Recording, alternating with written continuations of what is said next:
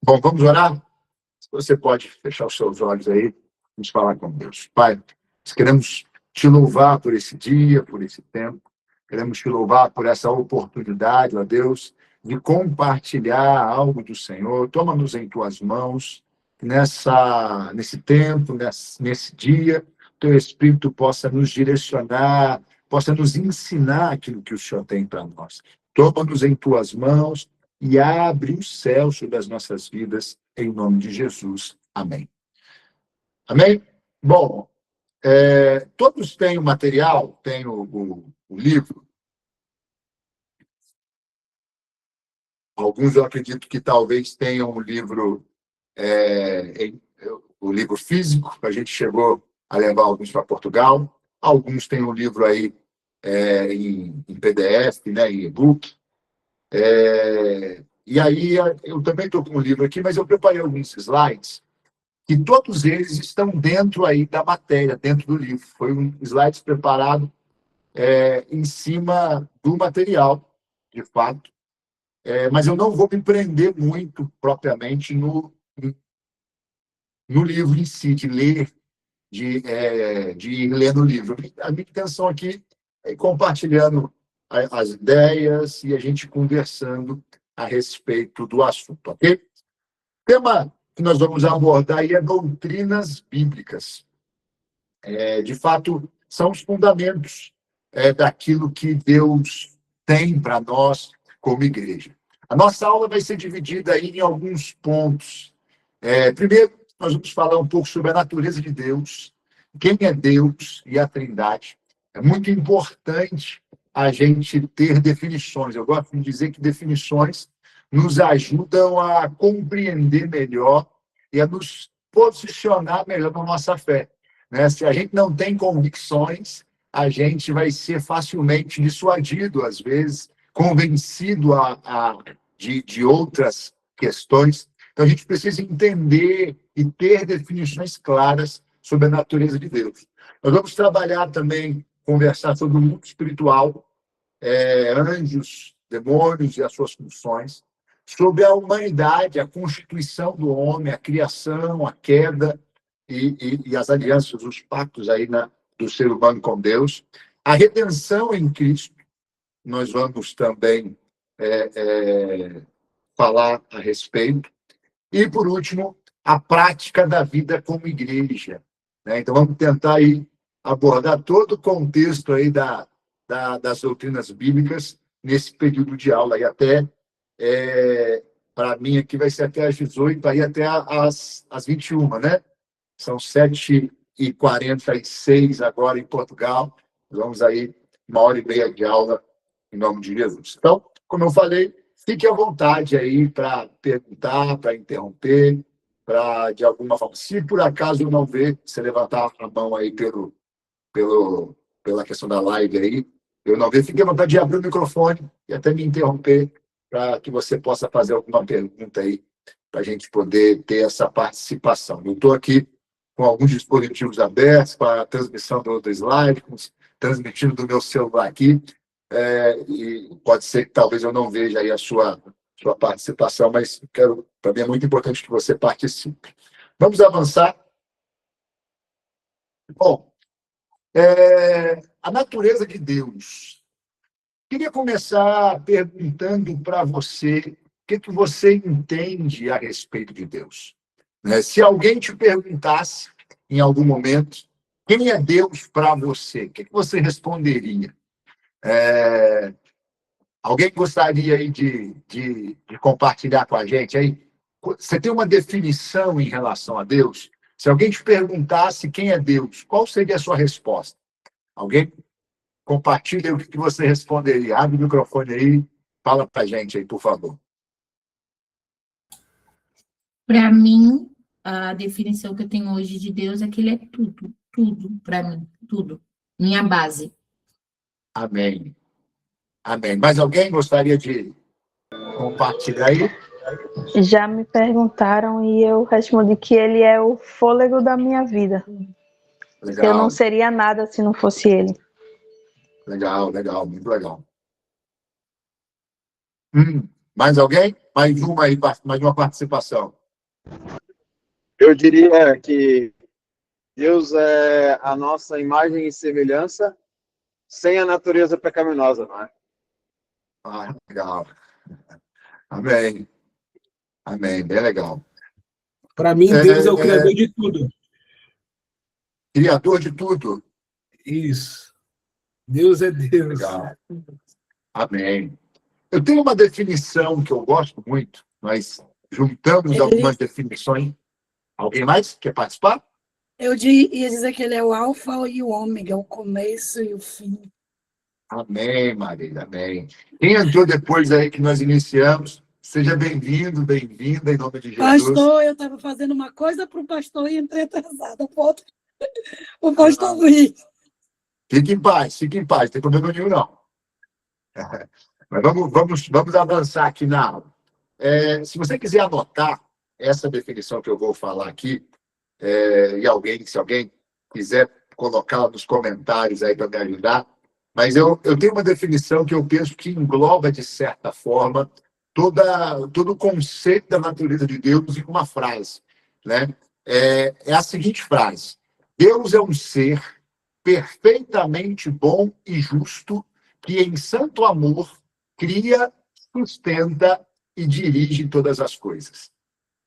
Para mim, essa é uma definição. Nós vamos falar um pouquinho dos atributos, um pouquinho da natureza, mas eu penso que essa frase ela define de uma maneira muito especial essa questão de quem é Deus, né? Porque, de fato, Deus ele é tudo.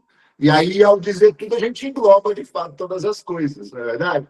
Mas eu penso que a gente pode começar a avançar um pouquinho mais nessa questão de fundamentar a nossa fé, né? Conhecer a verdade é o que traz libertação. A Bíblia diz: conhecereis a verdade, e a verdade vos libertará.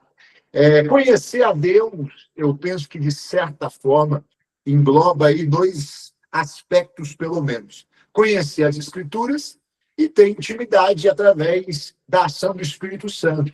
Mas eu penso que essas definições elas vão nos ajudando a compreender melhor. Então, eu vou repetir. Se você quiser pegar um papel, uma caneta aí, se tiver com um caderninho, sempre é bom, né? Mesmo tendo o conteúdo aí já impresso ou PDF, você ter um papel, um caderno, para que você anote algumas coisas importantes. Vou falar de novo, olha só. Deus é um ser perfeitamente bom e justo. Ou seja, ele não é uma força, ele não é uma energia, ele não é nada diferente. Assim, Deus é uma pessoa, Deus é um ser perfeito, né? Perfeitamente bom e justo, e em santo amor cria, sustenta e dirige todas as coisas. Amém? Podemos avançar aqui? Você pode repetir o final?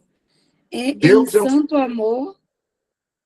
Deus é um ser, vou repetir tudo desde o começo. Olha. Deus é um ser perfeitamente bom e justo, e em santo amor cria, sustenta e dirige todas as coisas. Em santo amor cria, sustenta e dirige todas as coisas. Amém? Sim, amém. Mas vamos lá. Pegando no slide, você está vendo bem no slide aí? Vamos avançar. Deus, ele falando dos atributos de Deus, Deus, ele é eterno. Deus é onipotente, Deus é onisciente e Deus é onipresente. Falar de eternidade é dizer que ele não tem início nem fim, sempre existiu e sempre existirá, exatamente como ele é. Né? Deus não foi criado, Deus não teve um início. Existe uma afirmação teológica que diz que Deus é a causa de tudo sem ter sido causado. Né? Para nós, a nossa compreensão humana, é muito difícil a gente entender um ser que não foi criado, porque na nossa natureza, na nossa no nosso contexto de vida, todas as coisas nascem, crescem, reproduzem e morrem. Tudo tem um início e um fim para nós, porque nós estamos no Cronos, nós temos um tempo cronológico, né? E Deus, quando a gente fala de eternidade, a gente fala da infinidade de Deus em relação ao tempo, né? Deus não está limitado ao tempo. Mais do que ao tempo, Deus não está limitado a essa dimensão na qual nós estamos, né? Quando a gente fala de onipotência, é dizer que Deus é o Todo-Poderoso. Não existe nada impossível para Deus. E é a infinidade de Deus em relação à natureza. Nada é impossível. Nada é difícil demais para Deus. Deus é infinito em relação à natureza. Muito acima, muito mais forte, muito mais poderoso. Falar da onisciência de Deus é entender que Ele conhece, Ele sabe todas as coisas, passadas, presentes e futuras ao mesmo tempo. Deus conhece todas as coisas, não tem nada que Deus não saiba. Às vezes a gente entende a onisciência como Deus sabe o que a gente está pensando, e é muito pouco, não é apenas saber o que o ser humano está pensando. Na verdade, não existe nada novo para Deus, né? E Deus conhece todas as coisas ao mesmo tempo, né? E a onipresença é dizer que Ele está em todos os lugares também ao mesmo tempo. E todos os lugares, não apenas numa questão geográfica, né? Deus, Ele, ao mesmo tempo que Ele estava na criação, Ele está agora. Deus é atemporal. Deus está acima do tempo. Você consegue ter compreender isso? Eu penso que é muito difícil. Mas você consegue ter uma dimensão do que seria isso? Eu penso para a gente entender essa natureza de Deus, a eternidade, a onipotência, a onisciência, a onipresença. Um exemplo que eu gosto muito é a gente imaginar um desfile de 7 de setembro, né? Um desfile que está acontecendo numa avenida, numa rua. Se você está no mesmo plano que o desfile acontece, você vai vendo cada etapa do desfile à medida que ele acontece, né? Você vai vendo cada parte ali acontecendo à medida que acontece. Agora, pensa comigo uma pessoa que está no alto de um prédio dessa mesma avenida. Essa pessoa, ela enxerga o início e o fim do desfile ao mesmo tempo. Eu penso que imaginar esse exemplo nos faz compreender um pouquinho a onisciência de Deus, a eternidade de Deus, de certa forma, né? Ele conhece todo o desfile ao mesmo tempo. Ele não vai se surpreender com uma ala, um pelotão que chega e fala, nossa, que bonito. Não, ele já viu. Ao mesmo tempo que ele viu o início, ele viu o desenvolvimento e ele está vendo o final. Ele enxerga toda a avenida ao mesmo tempo, porque essa pessoa no alto do prédio, ela não está no mesmo plano que o desfile acontece. Ela está acima do desfile. Você consegue entender? Assim é Deus em relação à história, em relação à humanidade, em relação à natureza. Ele está numa outra dimensão, num outro plano. Amém? Vamos avançar? Deus é infinito em todos os seus atributos. Ele transcende a nossa compreensão, exatamente o que eu estava falando. Mas escolheu se revelar através da criação, das Escrituras, e supremamente através de Jesus Cristo. Amém? Se tiver alguma pergunta aí, fique à vontade. Eu vou avançando aqui, ok? Vamos para o próximo slide. Aqui a gente apresenta alguns atributos de Deus. Além dos que a gente colocou anteriormente aí, aqui tem alguns atributos morais e atributos relacionais. De certa forma, os atributos morais são conhecidos também como atributos incomunicáveis. Os relacionais como atributos comunicáveis. Ou seja, os morais são atributos que apenas Deus tem né? E os outros ele relaciona, ele compartilha conosco. Mas, enfim, vamos lá. Deus é santo, é um atributo moral de Deus. Quer dizer que ele é separado do pecado. Deus é moralmente perfeito. E nós, embora a Bíblia diz que nós devemos ser santos, como Deus é santo, na verdade, em nós existe uma natureza pecaminosa. Um pouquinho à frente nós vamos falar mais sobre isso, né?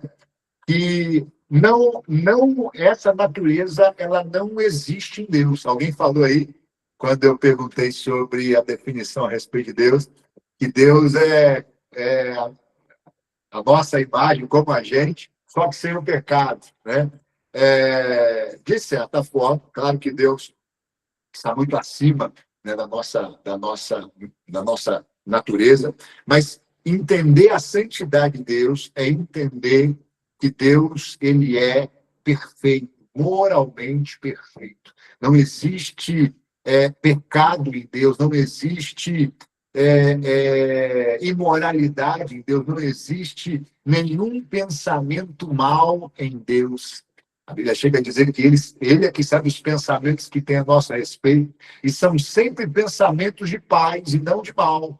Né? Por mais que eu faça algo que fira a santidade de Deus, que entristeça a Deus, por mais que eu faça algo que ofenda a Deus, Deus nunca vai se sentir tentado a fazer algo mal ou a me retribuir de alguma forma ruim. Claro que todo pecado tem as suas consequências, não é isso que eu estou dizendo, né? E até o mal que vem para nós por causa do pecado, isso revela a bondade e a misericórdia de Deus. Porque o pecado é o que nos afasta de Deus. Estou entrando já um pouquinho aqui, a gente vai falar de pecado um pouco mais à frente. Se eu peco e não acontece nada, chamada entrando aqui. Se eu peco e nada acontece, de certa forma, eu vou continuar pecando e viver distante do Senhor eternamente. Né? Se eu tenho consequências do meu pecado, essa consequência pode gerar arrependimento, para que eu possa ter o meu pecado perdoado, ter o meu pecado transformado. Tem alguém tentando me ligar aqui no telefone, por isso que sai. Mas se tiver uma dificuldade aí, você me fala. Amém? Então Deus é santo, Deus é justo, ele age sempre de forma correta e imparcial.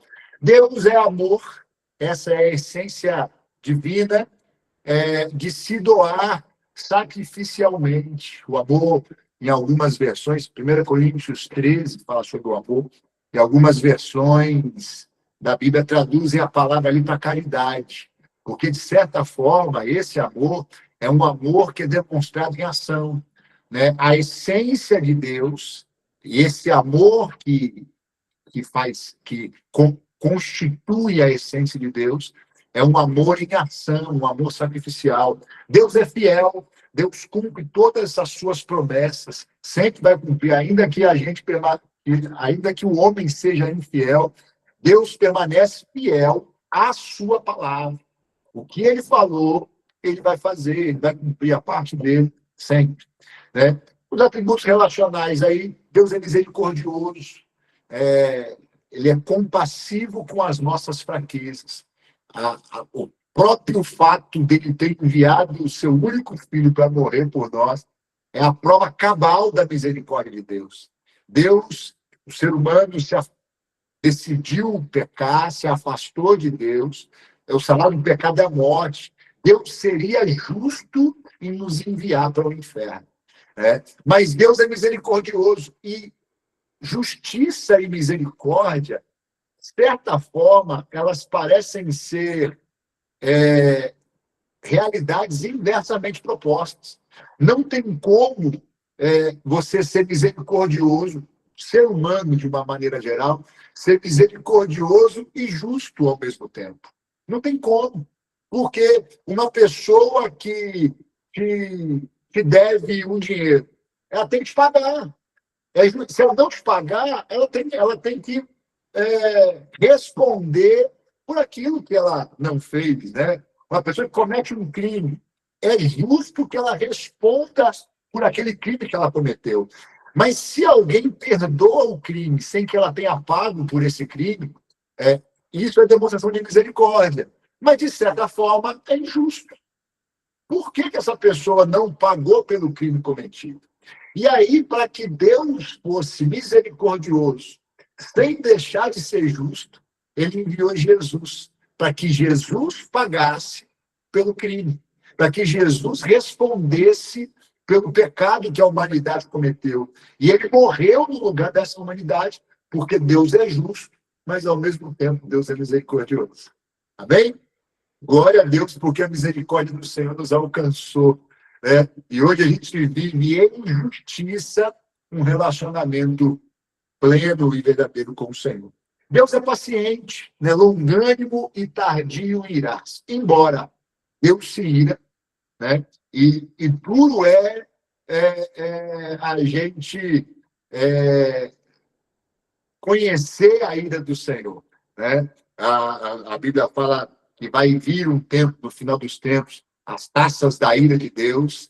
Né? Deus se irou em alguns momentos, claro que nem se compara com o derramar da ira dele sobre a humanidade, mas eu vejo, por exemplo, Deus se irritando com Moisés, quando Deus fala, levanta, e a sarça pega fogo, e Deus mostra um monte de coisa, e o cajado vira a cobra vira cajado, e aquela questão toda, Deus falando que escolheu Moisés, aí Moisés fala, Senhor, chama outro, eu não sei falar.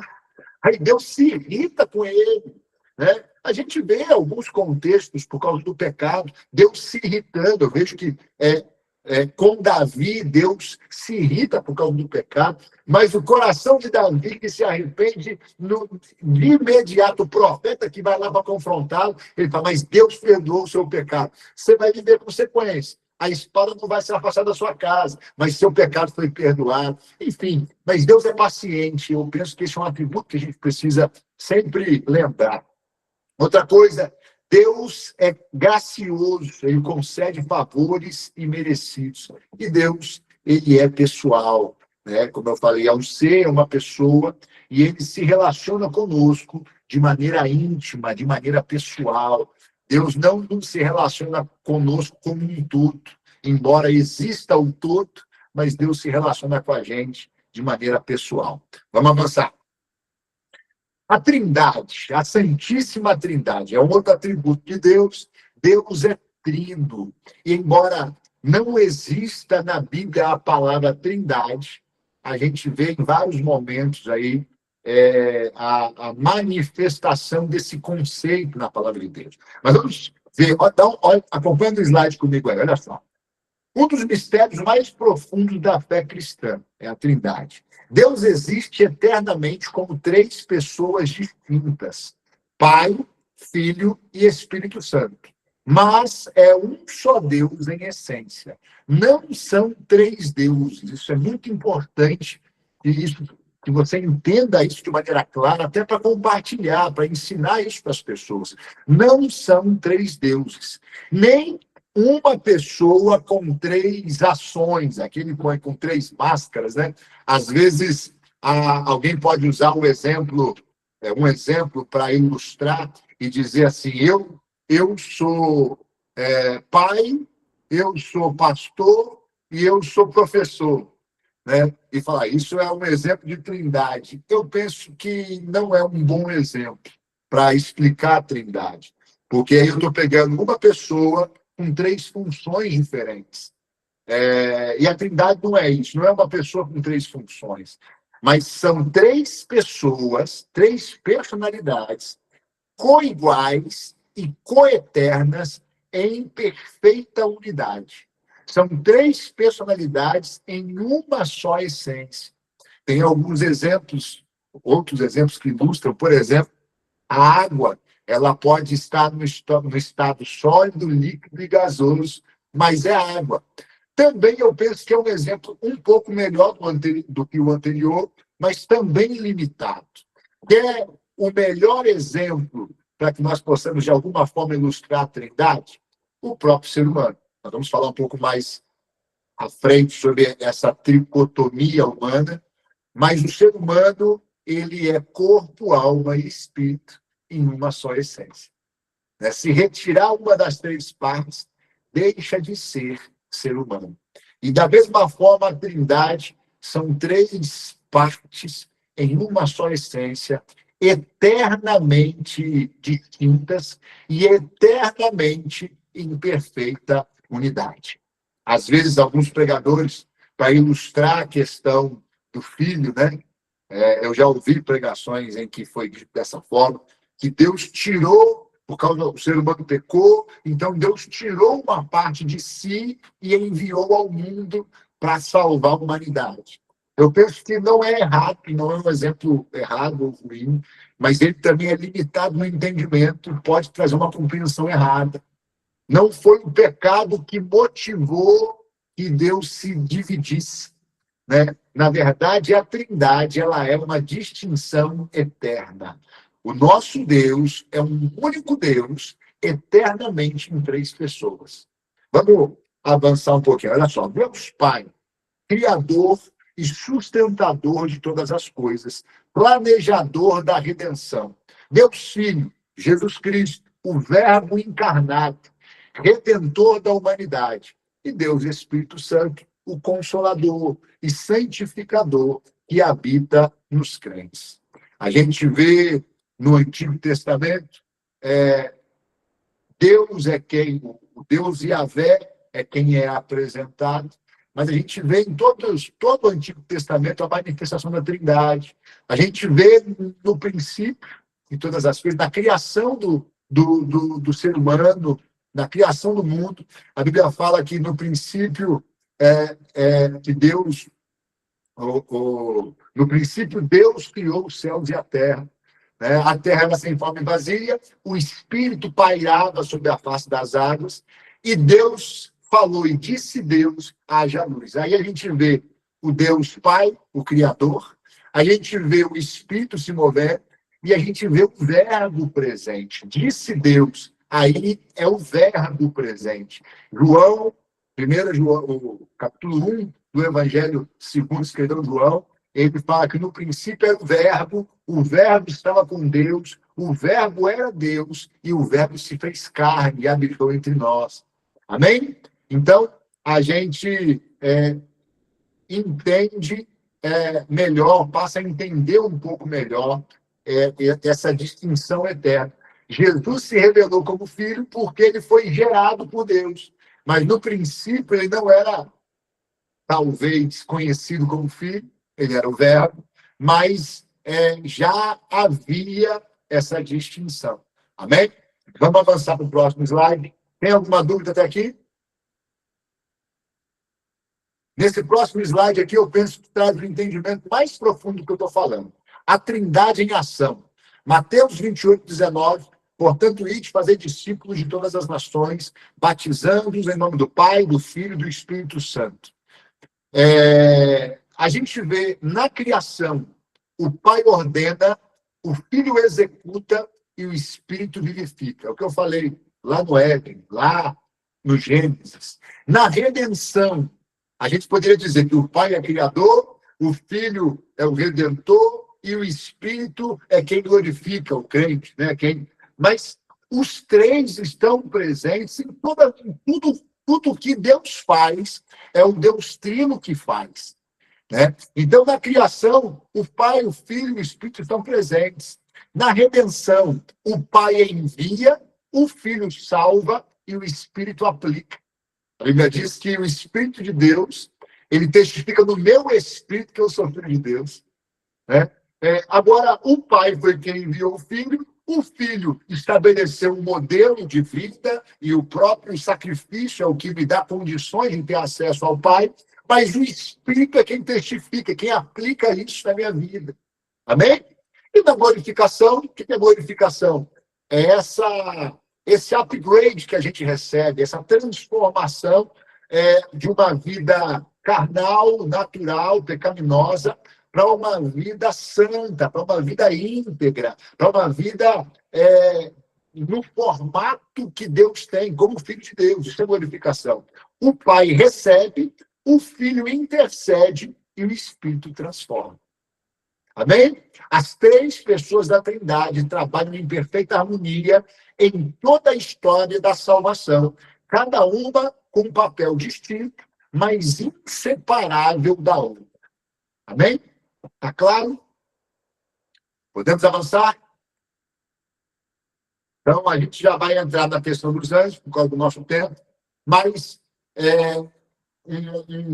em geral, aí, sobre a natureza de Deus, sobre os atributos de Deus, e principalmente sobre a Trindade, é muito importante a gente compreender essas coisas. Vamos avançar, então. Os anjos.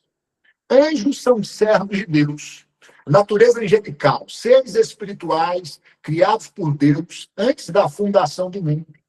Possuem inteligência, vontade e poder superiores aos humanos, mas são criaturas limitadas, não são divindades. Foram criados santos e perfeitos, mas não são divindades.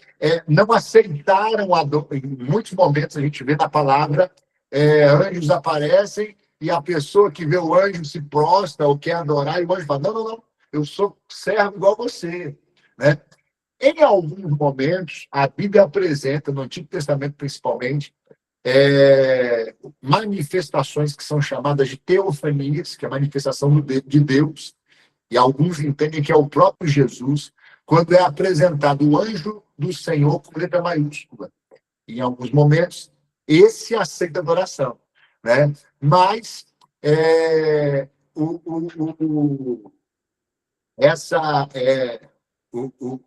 anjo, de uma maneira geral, quando não é nessa manifestação de teofania, ele não aceita. Eles não são divindades. Foram criados santos e perfeitos, não se reproduzem nem morrem, né? E organizam-se em hierarquias celestiais. Funções principais: os anjos servem como mensageiros de Deus, executores de seus julgamentos, de seus juízos, protetores dos crentes e adoradores constantes diante do trono de Deus. Adoração incessante a Deus, ministração aos santos, execução de juízos divinos são as atividades aí que os anjos desempenham. Aqui eu trouxe uma hierarquia de Deus. Eu vou ser breve, depois a gente vai disponibilizar esses slides para você. Penso que sempre é bom você ler. Tudo isso foi retirado e algumas coisas eu acrescentei, coisas a mais, que não tem no material, no livro. É muito importante que você leia o livro, e aqui a gente vai trazer coisas além do que o livro apresenta. E fica uma dica, né? Sempre leia, se você puder ler toda a matéria antes de vir para a aula, a matéria da aula, né? Você vai ter um resultado muito mais expressivo aí no seu aprendizado. Então, dá uma lidinha antes da aula. A próxima aula, por exemplo, essa semana você pega o que vai ser estudado na próxima aula e dá uma lida. Sempre é bom recapitular o que foi falado na aula anterior, mas também já se preparar para a próxima. Mas vamos lá. A hierarquia de Deus é baseado no texto de Colossenses 1,16. Depois você lê o texto lá, não vou ler por causa do nosso tempo. A hierarquia de Deus ela é composta pelo trono de Deus. O que é o trono de Deus? Deus, o soberano, exaltado acima de tudo e de todos. Os 24 anciãos são as maiores autoridades do universo. É como se fosse um conselho, né, os conselheiros de Deus. E aí vem uma pergunta: Deus precisa de conselheiro? Né? Não, de forma alguma. Mas Deus nos ensina que até ele estabeleceu um sistema muito bem organizado e muito bem fundamentado. O próprio Deus, mesmo sem precisar de conselheiros, ele estabeleceu conselheiros. E é interessante que a Bíblia fala que os 24 anciãos estão ao redor do trono de Deus e eternamente eles lançam as suas coroas diante de Deus. São as maiores autoridades do universo. E eles reconhecem que Deus está acima deles. E tem um detalhe nisso aí, porque a Bíblia diz que eles lançam, num sentido contínuo, eles lançam as suas coroas. Né? Eles lançam, como que eles continuam lançando? Será que eles lançam e depois vão lá buscar para se lançar de novo? Eu entendo que o próprio Deus os coroa novamente. E aí eles lançam as suas coroas diante do Senhor. Claro que um gesto simbólico. Eu penso que eles reconhecem a soberania de Deus, e isso faz com que eles tenham, de fato, autoridade. É muito importante a gente entender, e eu penso que isso é um ensinamento no céu, né? No que é eterno, a gente tem esse ensinamento de que não existe autoridade que não venha de Deus. Se eu quero ter autoridade em alguma área, eu preciso reconhecer que Deus está acima, que Deus tem mais autoridade naquela área do que eu. E se eu tenho alguma coisa, foi Deus que me deu. Entenda isso. Mas vamos avançar aqui para a gente não perder o foco. 24 anciãos, então, também fazem parte do trono de Deus os serafins. Serafins são os 4 seres viventes, cheios de olhos, cada um com um rosto diferente, e eles têm 6 asas. É o texto de Apocalipse 4, 2 e 8, Isaías 6, 2 e 3, são os textos que trazem essa questão dos anciãos e dos serafins, né? Quanto mais asas, mais autoridades. São seres diferentes dos seres apresentados em Ezequiel. Os seres apresentados em Isaías fala de seres com 6 asas. E são os serafins, né? Estão ao redor do trono de Deus. Os seres apresentados em Ezequiel são os querubins. E aí a gente já passa para o segundo nível aí da hierarquia, soberania. Querubins têm 4 asas e são guardiões do trono de Deus, né? São guardas, são responsáveis por lugares, por territórios, e eles são responsáveis por manter a soberania de Deus. Deus precisa disso? Também não, mas ele estabeleceu que fosse dessa forma. A Bíblia fala, por exemplo, que quando Adão e Eva pecam, eles são expulsos do jardim, e Deus coloca 2 querubins para guardar a entrada do jardim, né? Para que Deus, a vontade de Deus, continue sendo soberana, né? E aí é a parte da soberania. Abaixo tem os principados, tem os textos aí no slide, depois você pode lê-los também.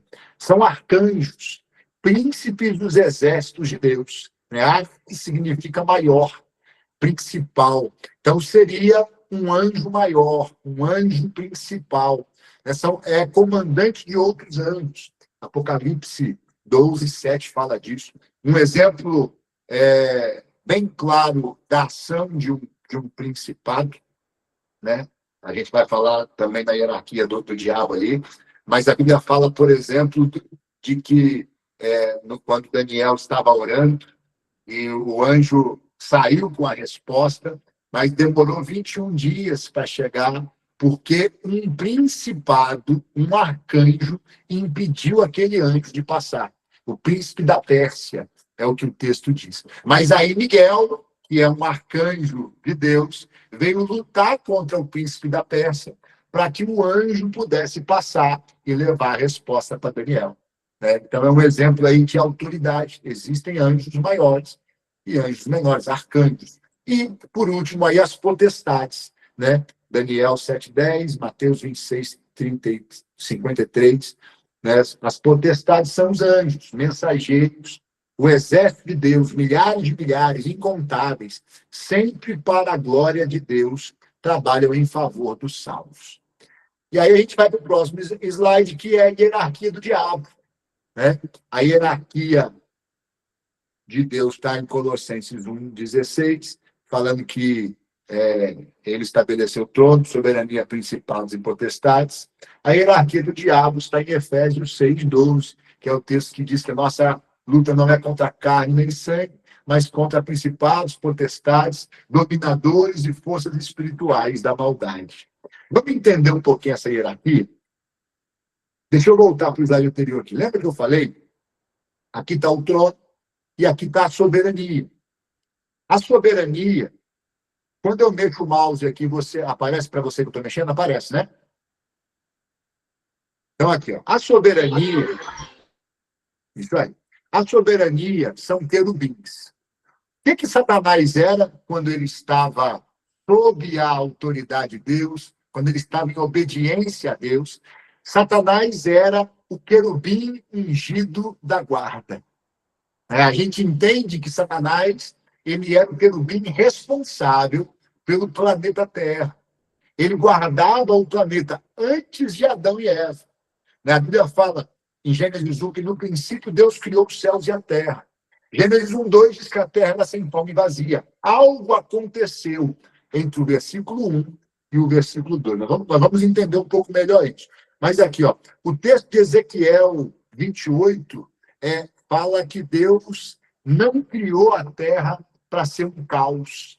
Depois você lê o texto 28, do 13 ao 19, 28, 18 mais especificamente, fala que ele não criou a terra um caos, mas a criou habitada, né? Então, o versículo 1 de Gênesis 1 diz que ele criou céus e terra. No 2, fala que a terra estava um caos. Está entendendo? Deus não criou a terra um caos. Algo aconteceu, e nós entendemos que nesse intervalo aconteceu a queda de Satanás.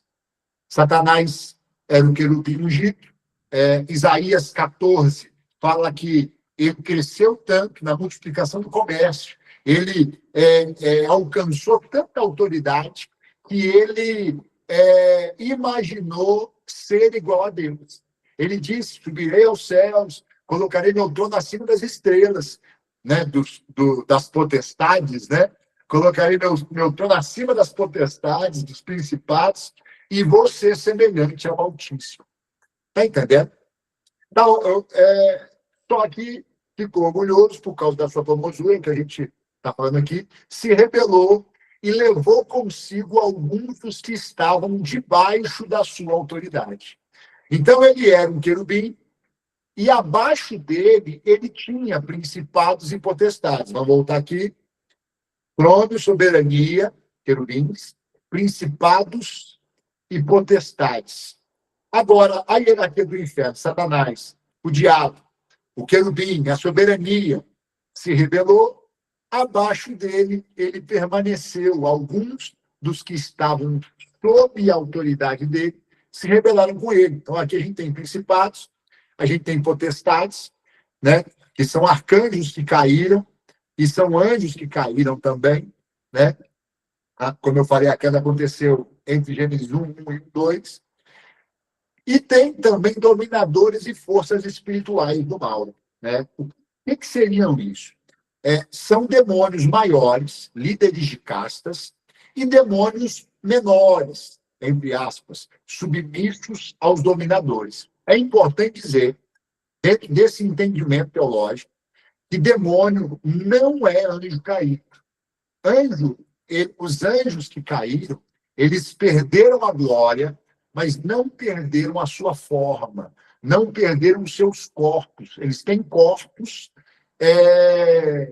celestiais, corpos espirituais, né? Mas perderam a glória de Deus, mas continuaram sendo principados e potestades, né? Tanto é o exemplo que eu dei do príncipe da Pérsia, que é um arcanjo maligno que impediu o anjo de passar, né? Agora, esses demônios são espíritos desincorporados.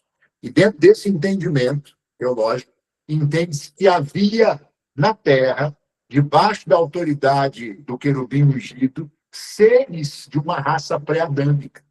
Esses seres, diferentes dos seres humanos, habitavam a Terra, Satanás dominava sobre eles, e eles se rebelaram junto com Satanás também. Qual o texto que fundamenta essa ideia? Jó 38, se eu não me engano. Eu achei que estava anotado no slide aqui, mas não. Não, olha só. Jó 38. Deixa eu ler com você esse texto, só para a gente não deixar dúvida quanto a isso.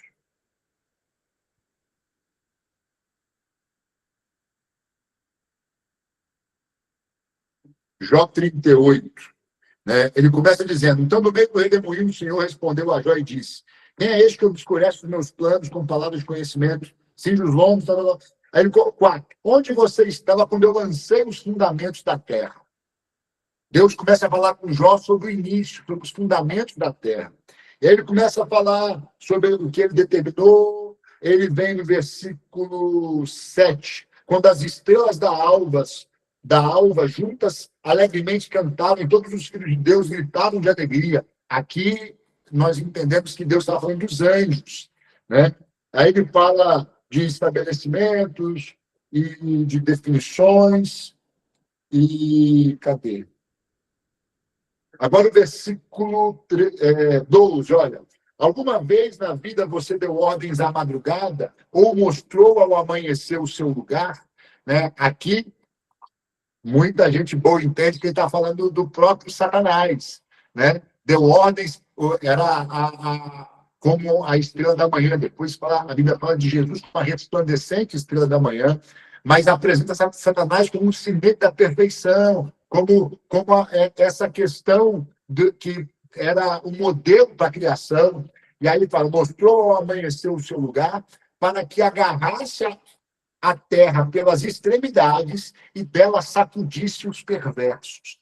Então, esse é um texto que fundamenta essa ideia, essa teoria de que havia uma raça pré-adâmica, e essa raça que se rebelou perdeu os seus corpos e são espíritos desincorporados. Né?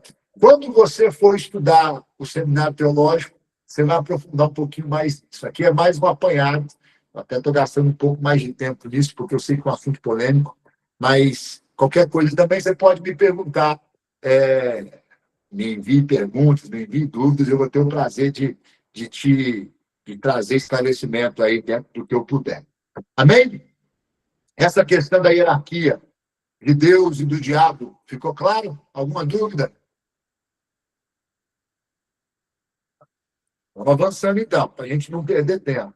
Já são, nosso Deus, já são 5h30, misericórdia. Vamos avançar. Então, é importante entender anjos... 5h30 aí, pastor, aqui já são 8h30. Pois é, nós temos meia hora ainda de aula. Só meia hora. Vamos avançar para a gente atingir tudo aí. Anjos e demônios, aqui, muitas vezes a gente coloca demônios, todos os seres malignos, né? Então, aqui, entre anjos e os anjos caídos e os demônios, o equilíbrio espiritual é mais ou menos 67-33, né? De anjos fiéis e de anjos caídos, né? Apocalipse, até coloquei aqui no slide anterior, o texto da queda, aqui é Apocalipse 12, 9, fala de um dragão que é lançado do céu e com a cauda ele arrasta 1/3 das estrelas. Nós entendemos que Satanás, ele levou consigo, em rebelião, 1/3 dos que estavam sob a autoridade dele.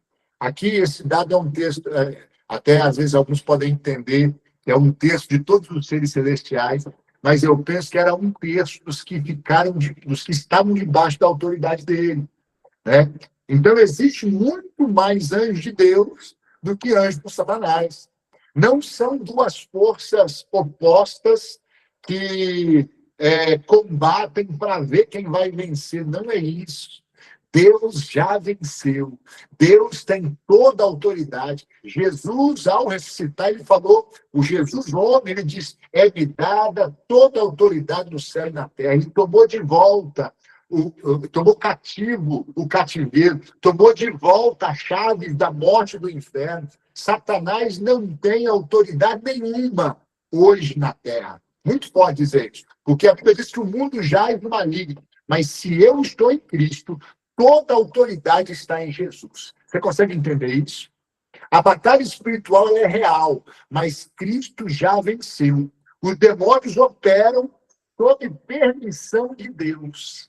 Não podem agir se Deus não permitir. E eles serão julgados no fim dos tempos.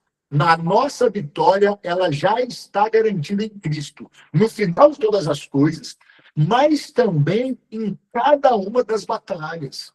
Jesus disse, no mundo vocês vão ter aflições, mas tem bom ânimo, eu venci o mundo. Já está vencido. O mundo já está vencido. A carne, que é adversário nosso, ela tem que ser crucificada, mas o Espírito Santo nos capacita para crucificar a carne diariamente, e o diabo já está derrotado. Nós temos apenas que permanecer firmes. Amém? Embora enfrentemos oposição espiritual, Nós temos a certeza que Deus é soberano sobre todas as forças visíveis e invisíveis. Os anjos fiéis ministram em nosso favor. Vamos avançando. Nós vamos entrar agora na questão da humanidade. Amém? Falamos aí de Deus, da Trindade, falamos dos anjos, dos bons e maus. Agora nós vamos entrar aqui na criação da humanidade. Olha só. Deus criou o ser humano à sua imagem e semelhança, distinto de toda a criação. Fomos criados com um propósito, glorificar a Deus, ter comunhão com Ele e governar a criação sob sua autoridade. Então, como eu falei, não existe autoridade que não seja estabelecida por Deus. E se eu quero permanecer, se Deus me deu autoridade, eu quero permanecer em autoridade, eu não posso nunca me esquecer de que Ele está acima. O ser humano foi feito por Deus para ter autoridade sobre a terra, enquanto ele estivesse em obediência a Deus. Adão perdeu a autoridade. Por quê? Porque ele decidiu desobedecer. Amém? Então, ó, essa dignidade especial permanece, mesmo após a queda. Né? Principalmente porque Jesus ele restaurou. Mas vamos entender um pouquinho mais sobre isso. Olha, o ser humano é corpo, alma e espírito. Somos seres tripartidos. Corpo físico, alma, que é mente, emoção. Eu vou falar um pouquinho mais à frente. E o espírito, que é essa capacidade de comunhão com Deus. Né? Até escrito em latim aqui na Imago Dei, é a imagem de Deus. E essa imagem em nós inclui a capacidade de raciocínio, de criatividade, de relacionamento e senso moral. Diferente do resto da criação, né? Nós temos capacidades como Deus tem. Né?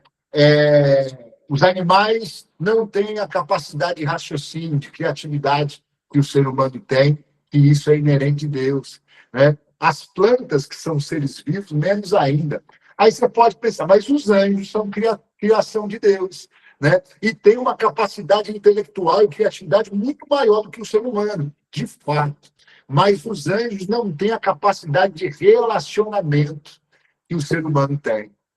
Né? Não tem, porque os anjos não reproduzem, não geram vida.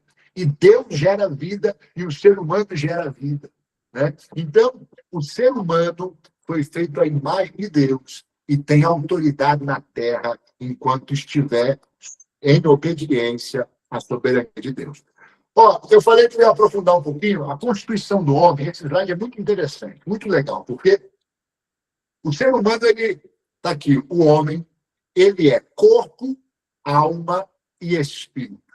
Cada uma dessas três partes, ela é subdividida em outras três partes, que você possa entender um pouco melhor. O corpo é a matéria, os instintos e os sentidos. Matéria é essa parte física criada com elementos naturais, né? Criada do pó, e ao pó vai voltar, né? Vai voltar a ser elemento, voltar a ser adubo. Né? Os instintos são essa capacidade de reação que não tem a ver com a questão emocional, não tem a ver com raciocínio. Muitas vezes a gente age instintivamente em algumas situações para defesa, para, sei lá, né, prazer, para algumas coisas. E os sentidos é visão, audição, olfato, paladar e tato, é o corpo. A alma, ela é a sede da personalidade do homem. É a mente, as emoções e a vontade. A mente é o raciocínio, é o intelecto. As emoções é essa parte sensível, né? A alegria, a tristeza, a raiva, amor, são emoções do ser humano. E a vontade é essa capacidade de tomada de decisão. E aqui, talvez, uma palavra que poderia ser encaixada também é volição.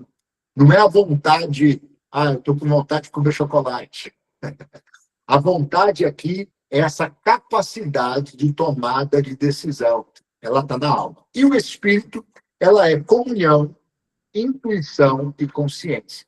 É a parte que nos conecta a Deus, é uma parte que tem uma sensibilidade ao que está ao redor, a intuição, embora alguns possam entendê-la de uma maneira espiritualista, às vezes esotérica, o crente não usa tanto essa palavra intuição, né? Às vezes outras religiões utilizam até essa palavra, mas a intuição é parte do espírito. Não sei se você já esteve em alguma situação assim que você sentiu que não era para passar por um determinado lugar. Aí você não passou, aí depois você ficou sabendo que aconteceu um acidente naquele lugar. Alguns podem dizer, Deus me revelou que não era para passar por ali. Mas, em algumas ocasiões, não é necessariamente revelação de Deus. É o espírito humano que ele tem uma percepção. Paulo fala que eu estava aí entre vocês em espírito. Ele sentiu o que ele precisava fazer, o que ele precisava falar. A Bíblia diz que o espírito está pronto em nós, né? Então, a gente precisa entender também, como eu falei, o seminário teológico a gente aprofunda um pouco mais. Mas aqui é mais um apanhado geral aí. E a consciência é essa compreensão de quem eu sou e tem a ver também com, até mesmo com questões morais, né? O que é certo, o que é errado. A gente não precisa propriamente ensinar. Uma criança, ela percebe, mesmo sem ter sido ensinada ainda, ela percebe quando ela está fazendo algo errado. E ela até prova os pais para ver o que eles vão fazer em relação a isso, né? Um outro exemplo disso, a gente sabe que não pode matar, né? A criança se sensibiliza ao ver, mesmo não tendo claro ainda um ensinamento sobre isso. Por quê? Porque isso faz parte da consciência. Em alguns momentos, a consciência pode ser cauterizada. Se eu decido estar numa situação de erro, um psicopata, por exemplo, ele tem a consciência cauterizada. Ele não se sensibiliza com situações, enfim. Mas, para a gente entender o porquê de entender essa divisão, é entender o seguinte: toda decisão, ela é na alma. A capacidade de tomada de decisão é vontade. O raciocínio, o intelecto, o que de alguma forma vai tomar uma decisão é a alma. Uma pessoa que ela é controlada pelos instintos, ele não raciocina para fazer. É uma pessoa que ela age por impulso. É o nível mais... chega a ser até um nível animal, né? De ação e de tomada de decisão. É o nível mais básico do ser humano. Uma pessoa que ela age pelo raciocínio, ou até mesmo por emoções, né? Ele raciocina antes de tomar uma decisão, tá aqui na alma, né? Agora, uma pessoa que dá lugar ao relacionamento que ela tem com Deus, a percepção do Espírito, né? Tá aqui do Espírito. Mas eu disse que é a alma que toma as decisões. Por quê? A alma é a sede da personalidade. Eu posso tomar uma decisão movido pelo meu instinto ou pelos meus sentidos apenas, né? Então, o meu instinto, por exemplo, alguém me ofendeu ou me bateu, instintivamente eu entendo que eu preciso me defender. E aí vem a mensagem para o meu raciocínio: você tem que se defender, faz alguma coisa. E aí você não pensa e parte para cima da pessoa e parte para a briga e parte para a violência. É uma pessoa que age por instinto. Agora, pode ser que eu fui ofendido ou agredido, e aí vem o raciocínio: mas peraí, né? Eu não vou partir para agressão, eu vou chamar a polícia, né? Eu vou processar essa pessoa, eu vou fazer alguma coisa, né? Assim, eu ajo de uma maneira mais lógica, mais sensata, né? Às vezes eu penso, se eu partir para agressão, ele pode estar armado e me dar um tiro, né? Isso é raciocínio, isso é lógica, eu estou agindo na alma. Agora, eu posso pensar também, eu posso ter um impulso do Espírito, né? A Bíblia me manda perdoar essa pessoa, a Bíblia me manda oferecer o outro lado, né? E aí eu tomo a decisão de fazer o que Deus me orienta, o que a Bíblia me orienta. É uma decisão do Espírito. Você consegue entender isso? O homem natural é aquele que a alma está no centro perfeitamente, toma todas as decisões de uma maneira racional, de uma maneira emocional até, né? Mas ele toma as decisões sensatas. O homem carnal é aquele que a alma ela tende para o corpo. A alma ela é mais influenciada pelo corpo. É um homem carnal. E o homem espiritual é aquele que a alma ela é submissa ao espírito, né? Claro que o ser humano está completamente interligado, né? O ideal de Deus para nós é que o espírito esteja em autoridade, né? A alma se submete ao espírito e o corpo ele reage em relação às decisões que a alma toma submissa ao espírito. Esse é o ideal do ser humano que nós buscamos viver, é o que Jesus viveu. Vamos avançar? O pecado e a queda. O estado original. Criados em santidade, com livre-arbítrio e comunhão perfeita com Deus no Éden. Esse foi o estado original do ser humano. A tentação. Satanás questiona a palavra de Deus, oferecendo autonomia e conhecimento independente. Volto a dizer o que eu já falei, né? Satanás oferece para o ser humano ali no Éden, para Adão e Eva, o que eles já tinham. Você já observou esse detalhe? Satanás vira e fala assim, o que Deus falou em relação ao fruto? Fala com ela. E ela falou, não, Deus falou que a gente não pode comer nem tocar, porque o dia que a gente comer, a gente vai morrer. E aí Satanás fala, não é assim não. Na verdade, é porque se vocês comerem o fruto, vocês vão se tornar iguais a Deus. Espera aí, eles já eram iguais a Deus. Eles já eram semelhantes a Deus, né? E aí ela cai na conversinha da serpente, Satanás ali através da serpente, e cede à tentação, desobedecendo a Deus. Por que Deus estabeleceu uma árvore para não ser comida? Né? Existe um entendimento de que o conhecimento pode ser um problema, né? A árvore do conhecimento. Mas eu penso que o estabelecimento de uma árvore para não ser acessada pelo ser humano era basicamente para definir os papéis naquele contexto ali do mundo. Né? Quem é soberano pode estabelecer o que ele quiser, pode definir o que ele quiser. Eu não penso que era um fruto místico, né? Que era um fruto mágico. Né? Na verdade, o bem o homem já conhecia. Quando ele come o fruto, ele passa a conhecer o mal.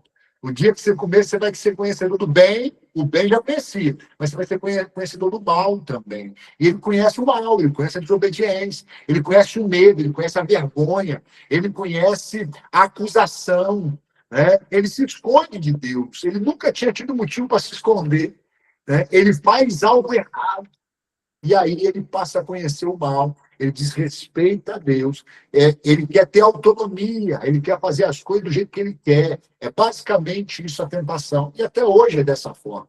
A tentação sempre nos leva a fazer algo fora do que Deus estabeleceu para nós. A desobediência. Adão e Eva escolhem confiar em si mesmos, quebrando o único mandamento divino. Só havia uma ordem de Deus, e eles quebram essa ordem. E as consequências, separação de Deus, morte espiritual e física, natureza pecaminosa transmitida a toda a humanidade. O pecado não é apenas ações erradas, mas um estado de rebelião contra Deus que corrompe a nossa natureza inteira. Todos pecaram e carecem da glória de Deus. Romanos 3, 23. Vamos avançar? E aí, ao longo da história, Deus estabeleceu pactos com a humanidade, revelando progressivamente o seu plano de redenção. Desde o princípio, desde o pecado, Deus já planejou a redenção do ser humano. Ali mesmo no Éden, Deus libera uma palavra de condenação, mas ao mesmo tempo libera a palavra de redenção. Vem condenação para a serpente, vai rastejar sobre o ventre, comer pó. Vem condenação sobre a mulher, você vai passar a ter dores para o parto, vou multiplicar a dor do parto. Vem condenação para o homem, no seu suor você vai tirar o seu pão. Vem condenação para a terra, né, que a terra passaria a produzir espinhos, abrolhos e espinhos. Mas vem a palavra de redenção, que da semente da mulher viria a um que esmagaria a cabeça da serpente. Mas no desenvolvimento da história, Deus, ele estabelece alianças, vai estabelecendo alianças com o ser humano, restaurando a comunhão com o ser humano. Primeira aliança é a aliança adâmica, né, que é domínio e mordomia. Gênesis 5, a Bíblia fala que o Adão volta a invocar o nome do Senhor, né? E aí Deus restaura a aliança com Adão, dá um filho no lugar de Abel, e aí desse filho começa a vir a geração abençoada, os filhos de Deus começam a ser gerados. Tem a aliança noética, que é preservação da criação, né? A aliança noética representa isso. Deus, o ser humano, a maldade se multiplica na terra e Deus recomeça ou reconfigura a terra, mas mantendo o ser humano, mantendo ali preservando a criação, a humanidade. A aliança abraâmica, que é bênção a todas as nações. Na verdade, a aliança com Abraão, muitos podem pensar que é uma aliança de bênção para Abraão, mas, na verdade, a aliança de Deus com Abraão é bênção através de Abraão. E esse é o entendimento que a gente tem que ter. Deus não vai te abençoar para que você seja abençoado. Deus vai te abençoar para que você seja uma bênção, para que você seja abençoador, para que outros sejam abençoados através de você. Esse é o propósito da bênção de Deus. Tem a aliança mosaica em Moisés, que é lei e santidade. Então, Deus vai progressivamente revelando. Eu quero que você domine, eu quero que você gerencie o planeta, mas você tem que entender que é do meu jeito, você tem que entender, tem que construir da forma que eu te direcionar. É o que ele fala com Noé. Noé era um homem justo e bom, ele andava com Deus, mesmo no meio de uma geração corrompida. E aí Deus dá detalhes para que ele construísse. Assim, era loucura, era absurdo tudo que Deus falou para ele. E ele gastou dezenas de anos para construir, mas construiu, acreditou e fez do jeito que Deus mandou. Deus mostra que ele vai dar as condições para que a gente faça o que ele quer fazer, a bênção para Abraão. Agora tem que ter santidade, né? Tem a lei, ele estabelece princípios, fundamentos. Depois a aliança davídica fala de um reino eterno, né? E por último, a nova aliança, que é a graça e o perdão em Cristo. A vontade de Deus, né? Ainda falando dessa questão em relação à humanidade. A questão central em relação à vontade de Deus, para a gente pensar, né? Como conhecer e fazer a vontade de Deus em nossas vidas. Existe a vontade decretiva, a vontade efetiva de Deus, o plano soberano de Deus que sempre se cumpre. Existe uma vontade de Deus que ela vai acontecer, independente de qualquer coisa. Agindo Deus, quem impedirá? Agora, existe a vontade preceptiva de Deus, os mandamentos revelados nas Escrituras para a nossa obediência, né? Às vezes, até a vontade permissiva, alguns poderiam colocar assim. Deus estabeleceu mandamentos, mas eu posso obedecê-los ou não. E Deus não vai me obrigar a obedecê-los, é a vontade de Deus.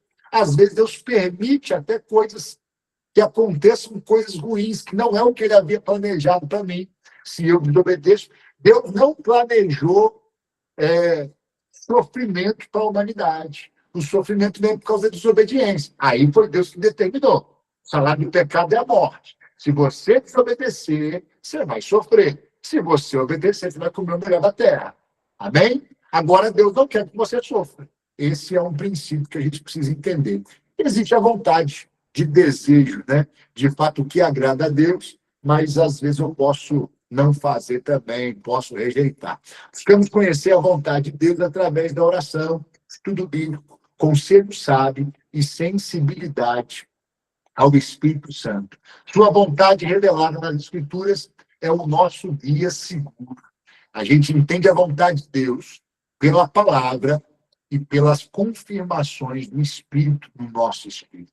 Claro que a palavra é o fundamento principal para que eu possa entender a vontade de Deus. Agora, o Espírito vai vivificando essa palavra no meu espírito. Vamos avançar? Jesus Cristo, o mediador perfeito. Cristo cumpre 3 ofícios essenciais que satisfazem todas as necessidades humanas diante de Deus. Ele é o cumprimento de todas as profecias e tipos do Antigo Testamento. Ele age como profeta, ele revela a vontade de Deus e proclama a verdade divina com autoridade suprema. Ele age como sacerdote, oferece sacrifício perfeito por nossos pecados e intercede continuamente por nós. E ele age como rei, governa e defende o seu povo, estabelecendo o reino de Deus eternamente. E, na verdade, essa ação tríplice é o propósito de Deus para nós. Reis, profetas e sacerdotes. Ele estabeleceu reino e sacerdócio em nós. Esse é o propósito de Deus para os seus filhos. E é exatamente a forma como Jesus age como mediador. Ele revela a vontade de Deus, ele cumpre a vontade de Deus, tanto no sentido de executar toda a vontade de Deus, mas no sentido de dar também, no contexto de dar sentido, né? Ele oferece esse sacrifício, ele se torna esse sacrifício, e ele se levanta como rei de um trono eterno, de um trono que jamais terá fim. A pessoa de Cristo, né? É importante a gente entender isso também, porque nós falamos lá atrás na Trindade que ele era o Verbo no princípio, mas ele se fez homem, ele se fez o Cristo. Ele é, talvez, a manifestação física do Deus, a manifestação visível do Deus invisível. Talvez na Bíblia diz que ele é a manifestação visível do Deus invisível. Mas é importante a gente entender algumas coisas em relação à pessoa de Cristo.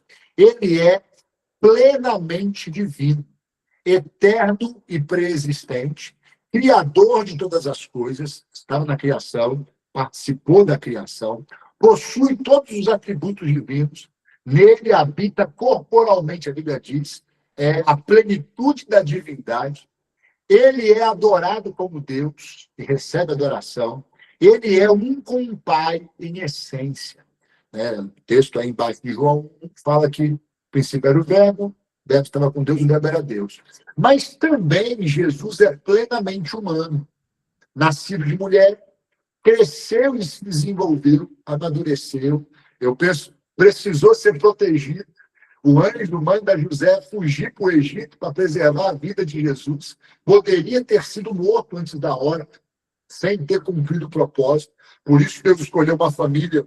Ele precisava ser plenamente humano para que tudo se cumprisse, para que o castigo tivesse valor. Se ele fosse castigado como Deus, ele não sofreria. Se ele tivesse agido na terra como Deus, ele não seria tentado. Ele diz que ele foi tentado em tudo. Então, ele era plenamente humano, experimentou fome, sede, cansaço, tristezas, agonias, ansiedades. Foi tentado em tudo sem pecar, sofreu e morreu fisicamente. João 14, o Verbo se fez carne e habitou entre nós, cheio de graça e de verdade. Agora, é importante entender que alguns dizem que ele era 50% homem e 50% Deus. Eu penso que é errado essa afirmação. Alguns dizem que ele era 100% Deus e 100% homem. 200% eu penso que não existe numa ideia de totalidade. Claro que 200% numa questão matemática existe, excedendo limites. Mas numa ideia de totalidade, 100% é total. Né? Como que é isso? Eu penso que é exatamente o que está aqui no slide. Ele é plenamente divino e plenamente humano. Por quê? Filipenses 2 diz que ele abriu mão por um tempo de ser Deus. Entende? Ele era, na eternidade divina, ele abriu mão do trono, ele abriu mão da sua glória, se fez menor do que os anjos, ou seja, se fez homem, e como homem se humilhou até a morte de cruz, por isso Deus o exaltou. Como homem ele foi exaltado. Como verbo, ele já era exaltado. Como verbo, ele já tinha glória, mas ele abriu mão da glória, se fez homem, obedeceu em tudo, foi tentado em tudo, não pecou, se colocou como o segundo Adão, a Bíblia diz. O primeiro Adão sucumbiu à tentação e trouxe maldição sobre a humanidade. O segundo Adão, ele resistiu à tentação e trouxe redenção sobre a humanidade. Amém? E aí, tem aqui apresentando essa obra de Cristo. Na encarnação, Deus se fez homem para nos redimir. A vida perfeita, ele obedeceu completamente à lei. A morte substitutiva, ele levou os nossos pecados na cruz, morreu no nosso lugar. A ressurreição, ele venceu a morte e o pecado. Por que ele venceu a morte? Porque ele morreu sem pecado. Ele foi castigado no nosso lugar. Isso deu autoridade para ele sobre a morte. Na justiça de Deus, era justo que ele tivesse autoridade, porque ele morreu sem ter pecados. Né? E, por último, a ascensão retornou ao Pai em glória. Opa, errei aqui. Retornou ao Pai em glória. Amém? A obra completa de Cristo garante nossa salvação. Ele não apenas pagou a penalidade do pecado, mas vive para sempre intercedendo por nós e preparando o nosso lugar eterno. Gente, nós já estamos na hora de finalizar, mas eu tenho algumas coisinhas aqui, mais alguns minutinhos para falar. Se você... Eu peço perdão, né? Acabou que a gente começou também uns 10, 15 minutos depois do horário de início. Mas se você precisar sair, e às vezes você tem algum compromisso, tem alguma questão muito forte aí, você pode sair. De certa forma, a gente está gravando aqui, depois esse conteúdo vai ser disponibilizado, mas se você puder ficar mais uns minutinhos, tenho certeza que vai ser bênção para você. Eu vou acelerar aqui para a gente caminhar para o final, ok? A salvação, precisamos falar disso aqui, dom gratuito de Deus. A salvação, nós entendemos que ela acontece em 3 tempos. Nós fomos salvos no Espírito, estamos sendo salvos na alma e seremos salvos no corpo. É exatamente o que está sendo apresentado aqui nesses 3 slides aqui, né? Nós fomos salvos no nosso espírito, isso é justificação.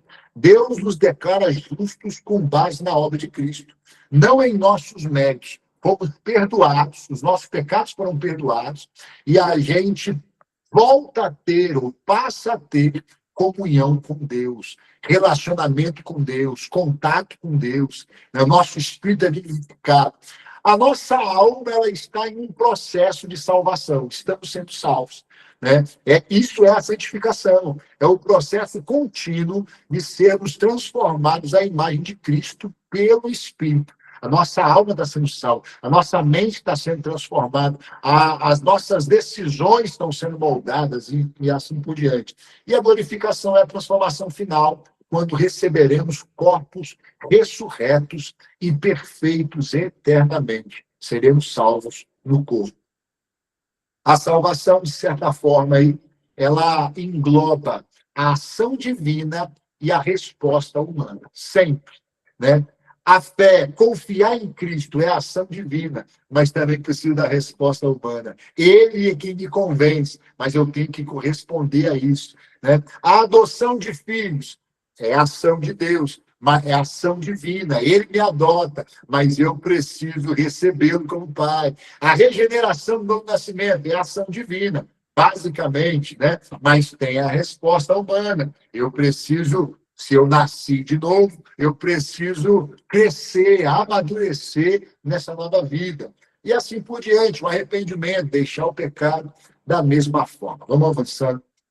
por causa do tempo. O Espírito Santo na vida do crente, né? O Espírito Santo, ele vem para confirmar a obra da salvação em nós. Ele testifica e ele nos capacita para viver essa obra. O ministério tem o ministério interior, ele é a habitação em nós, ele é o selo no céu, nos marca como propriedade divina, e ele também em nós age com enchimento, é a capacitação para a capacitação contínua para a vida e serviço cristão. O batismo com o Espírito Santo é o que me capacita, é o que me dá dons para que eu possa viver de fato o propósito de Deus. E tem o ministério transformador, que é o convencimento, a regeneração e a santificação. Tem aí, depois você vai poder ver no slide também, alguns símbolos aí muito importantes que trazem a ideia da forma que ele age em alguns contextos. A pomba, vento, óleo, fogo, água, selo, são símbolos do Espírito. E a gente vai caminhando para o final aqui, dentro das ordenanças da igreja. Cristo instituiu 2 ordenanças para a sua igreja. Toda essa ação de Deus, toda essa ação de Deus na história, a revelação de quem ele é, a redenção dos nossos pecados, Jesus vindo como o Cristo e o Espírito Santo sendo derramado, é para que nós nos posicionemos como igreja, para que, em nome de Jesus, nós possamos estabelecer o reino de Deus. É a forma que Deus escolheu de redimir a humanidade, através de Jesus, o Cristo que morreu por nós, e aqueles que vão sendo envolvidos pela mensagem, alcançados pela mensagem, vão compartilhando essa mensagem e abençoando toda a terra. A promessa da Abraão, as questões das alianças trazem esse entendimento, né? Tanto em Adão, Noé, Abraão, Moisés, Davi, a gente vê essa ação de Deus e como eles correspondem a ação de Deus em favor da humanidade. E em Cristo, todos nós temos todas essas alianças que foram apresentadas no Antigo Testamento, elas são resumidas na nova aliança em Cristo, para que eu e você possamos ser instrumentos de Deus na terra. E aí as ordenanças da igreja básicas são o batismo e a ceia. Não são sacramentos que conferem graça automaticamente. Se eu batizar e tomar ceia, eu sou santo por essa atitude simplesmente, né? O batismo não lava os meus pecados, não. A ceia me santifica, não. Na verdade, isso são símbolos externos de realidades espirituais internas e meios de graça que fortalecem a nossa fé. O batismo não lava os meus pecados. O batismo é um símbolo da lavagem dos meus pecados que aconteceu pela fé em Jesus. Amém? A ceia não me santifica. A ceia é um símbolo da vida em santidade que eu decidi viver e quero continuar vivendo. Mas essas ordenanças, elas me lembram do que Jesus estabeleceu. Amém? Então, o batismo nas águas significa a identificação pública com a morte, sepultamento e ressurreição de Cristo. Simboliza morte para o pecado e a nova vida em Cristo. Na prática, por imersão completa, é o que nós adotamos como igreja. Algumas igrejas fazem por aspersão, né, que é jogando um pouco de água. Outros, um tipo que é chamado de efusão, que é derramando um jarro de água sobre a cabeça. Mas, independente da quantidade de água, né, é o símbolo dessa confissão pública de fé. Né? Após a profissão ou a confissão de fé, como testemunho público de conversão genuína. E a ceia é um memorial contínuo do sacrifício de Cristo.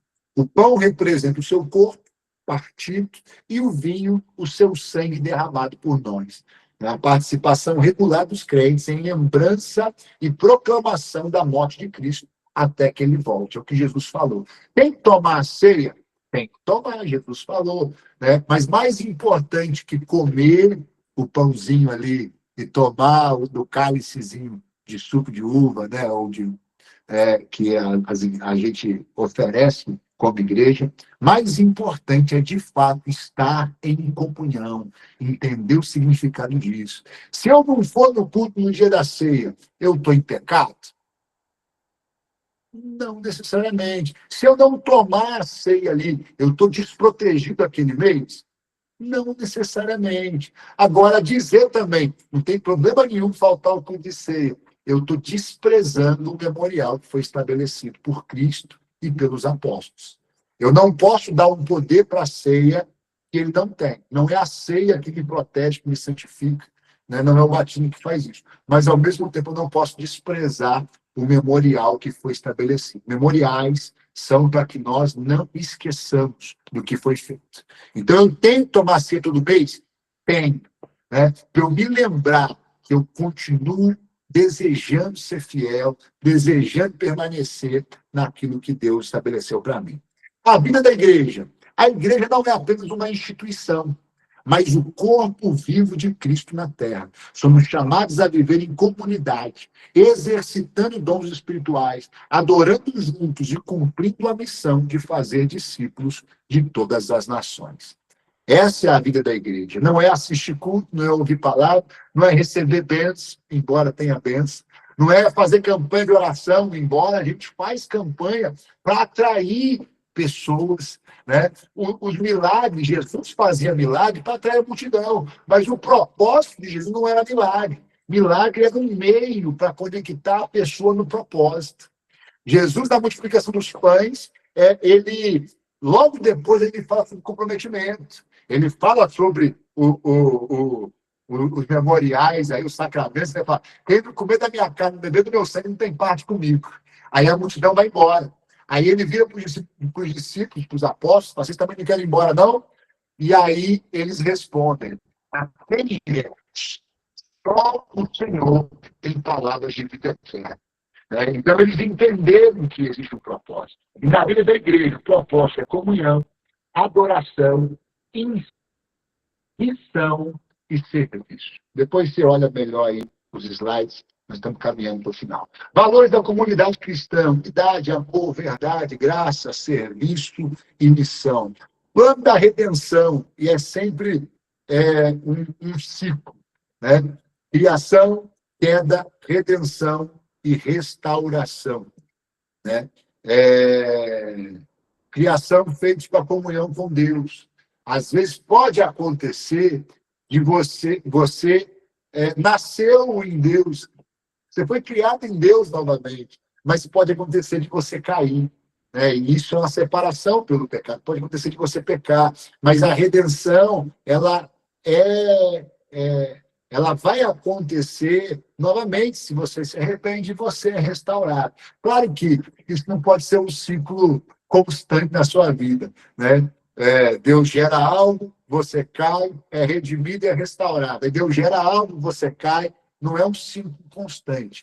Mas sempre que você cair, existe redenção, existe uma obra de Deus, existe um plano organizado para que nós possamos ser redimidos e viver de fato em santidade. E por último, aí, já no penúltimo slide para reflexão: qual verdade mais tocou o seu coração hoje? Queria que você meditasse nisso, que você anotasse isso, né? Respondesse essas perguntas aí na prática, no seu caderno, aí, para a sua meditação pessoal. Qual verdade mais tocou o seu coração hoje? Reflita sobre uma doutrina específica que desafiou ou fortaleceu a sua fé durante essa aula. Como essas doutrinas mudam a sua vida prática? Identifique uma área onde você pode aplicar e o que aprendeu nessa semana e nessa aula. E como você compartilhará essas verdades. Desafio de 7 dias: escolha uma doutrina estudada hoje e aprofunde-se nela através de um estudo bíblico diário, oração e conversa com outros crentes. Permita que a verdade transforme não apenas a sua mente, mas também o seu coração. E, por último, enviados com um propósito. Essas doutrinas não são apenas conceitos abstratos para debate teológico. São verdades vivas que devem moldar cada aspecto da nossa existência. Conhecer a Deus não é um fim em si mesmo, mas o início de uma jornada de transformação e serviço. E esse é o propósito, essa é a jornada. Conhecer, ou seja, estudar e compreender as verdades bíblicas profundamente. Amar é permitir que essas verdades transformem o nosso coração em valores. Viver é praticar a fé em cada decisão, relacionamento e circunstância. E, por último, compartilhar, proclamar o evangelho e edificar outros na fé. E é por isso que nós estamos aqui nessa escola, né, para formar líderes, pessoas maduras que vão exercer o propósito de Deus, que vão transformar a vida de pessoas. E aí eu quero finalizar a nossa aula lendo Hebreus 13, 20 e 21. Que o Deus de paz, que pelo sangue da aliança eterna tornou a trazer dos mortos nosso Senhor Jesus, o grande pastor das ovelhas, os aperfeiçoe em todo o bem, para fazerem a sua vontade, operando em vós o que perante ele é agradável por meio de Jesus Cristo, ao qual seja a glória para todos sempre. Amém. Amém? A hora já está bastante avançada, mas eu não vou abrir para perguntas aqui agora por isso, mas fique à vontade, se você tiver qualquer pergunta, qualquer questão, qualquer dúvida, pode me mandar no WhatsApp, no privado, eu estou no grupo lá da escola, né? E pode pegar o meu número lá e mandar a pergunta, que eu vou ter o prazer de te responder. Vamos orar para a gente finalizar nossa aula. Mais uma vez, peço desculpa aí, que nós passamos alguns minutinhos, mas, na verdade, dentro do tempo proposto, foi praticamente, exatamente, os 90 minutos propostos, né? Começamos uns 15 minutinhos depois, de fato, né, alguns entraram justamente aí no horário, mas a aula a gente entrou 15 minutos depois. Vamos orar? Pai, muito obrigado, Deus, por esse tempo, por essa aula, por essa ministração. Somos gratos ao Senhor por tudo que o Senhor tem feito, Pai, e por esses líderes que o Senhor tem levantado ali em Portugal. Sabemos que o Senhor tem uma grande obra, Pai. Sabemos que o Senhor tem nos levantado como igreja em Portugal e na Europa, Pai. Ó Deus, para transformar culturas, realidades, famílias, pessoas, Pai. Ó Deus, desperta os obreiros dessa última hora, Pai. Cada um está participando desse tempo, dessa escola, seja impulsionado pelo Senhor, Pai. Ó Deus, desperta em cada um de nós paixão pelo Senhor, que possamos conhecê-lo a cada dia, que possamos nos fundamentar nas doutrinas da Tua Palavra e que possamos, Pai, avançar com a pregação do Evangelho. Ó Deus, e com o estabelecimento do Teu reino, em nome de Jesus. Abençoa cada um, o trabalho de cada um, a família, a saúde, Pai. Dá uma noite em Tua presença, Pai, e uma semana, Pai, para que possamos Te servir e Te glorificar, em nome de Jesus. Amém. Amém. Deus abençoe você, meu querido, em nome de Jesus. Um prazer e uma honra compartilhar esse tempo com você aqui, tá bem? Amém, pastor. Glória a Deus. Deus abençoe. Amém, pastor. Obrigada. Obrigada. Deus abençoe, gente. A paz.